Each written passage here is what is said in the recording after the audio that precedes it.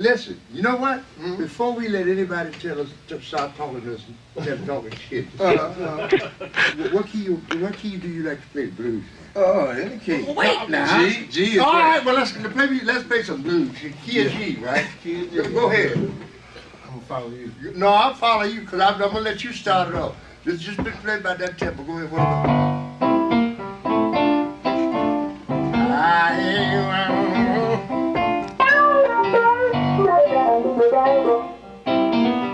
Playing the blues with Ray Charles, I mean, you know, come on. I mean, for a musician, you know.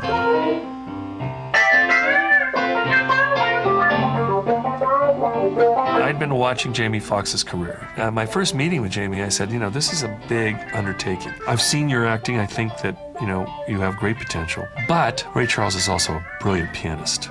And, you know, he's going to have to play in this, and I'll have to work things out where I get a piano player to play, and I make it look like you're playing and so on. And he looked at me and said, well, you don't have to do that. I play the piano. I went to college for classical piano scholarship. I said, yeah, that's what I do. I play. And in a moment I just kind of sat back and went, oh my God. I wish I could tell you I knew it in advance and it was planned. It wasn't. So the next order of business was to test him. Well, we met right in this room. He was giving me everything. He hit the Thelonious Monk, he hit the classical piano. I was like, man, he plays it all. Yeah. Oh. Is that mess around? No. Just that you were just messing. You do that, Jamie? Well, Ray is not easy, as I've said over and over again. He's a musician and he knows what he's doing.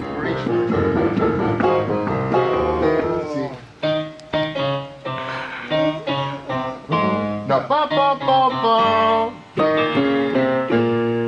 And then Ray gets tougher. Come on, man, it's right under your fingers. Come on, man. Just eight bars, you know. And I'm thinking, oh, this could really blow up in my face, you know. But Jamie, instead of wilting, saying, I had enough of this, I'm not going to be here walking it, he just kept working it, and he got it. Yeah! I think the boy got it.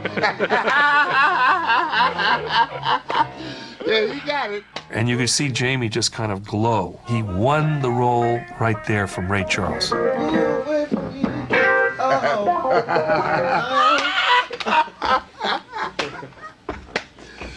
You can't do that around me, man. I get excited. I'm sorry.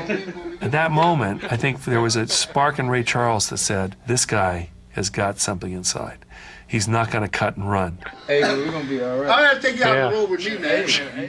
I thought, God, this is great. Jamie will get to spend time with Ray. And I called Jamie. I said, go down. And he didn't do it. I kept calling back and saying, have you been down? No. Taylor was like, what's wrong with you, man? We did this thing, and Ray was there in the studio, and you didn't show up. I mean, and I said, I'm like a sponge. If I get the old Ray, then, you know, I won't be able to make the transitions in a sense. So. And Jamie was right.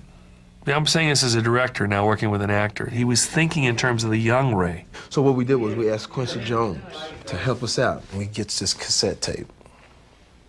Pop the cassette tape in, and we hear, hi, this is Donna Shore from the Donna Shore Show. This is such a special day for all of us. Kenny Rogers, and of course, Ray Charles. And then you hear, Hello, you know, Donna, I am just so pleased that you even know my music. I mean, really, this is very, very interesting. You know, I tell you, you're such a busy lady, you know. I'm surprised you even had time to fool around with such trivial stuff, you know. I didn't know you read the book. I'm a fountain of trivia. All right. I took that and made a DNA. You know, I took the DNA of that, and we went through the whole script. And sometimes Taylor would pull me back and say, no, you got to be higher, you got to be lower here. So we could take that DNA and kind of go through it to change that voice, you know, change the spirit of the character. So that was a method of getting to it. Well, you know what? The fact is, King B, man, I really and truly love gospel, man. I mean, one of my favorite groups is from right here in Houston, the Cecil Shaw Singers. What I loved as an actor was his total commitment. Jamie Foxx committed to do this role blind.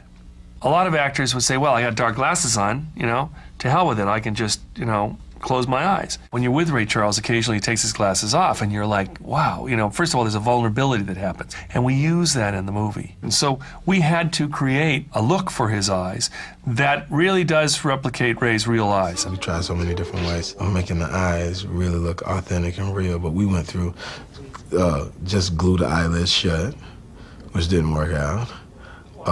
We went through synthetic prosthesis, like the rubber kind, which didn't work out. Then we finally went to the silicone. It was tough on the eyes, but at the same time, it was necessary because in his life, it's uncomfortable.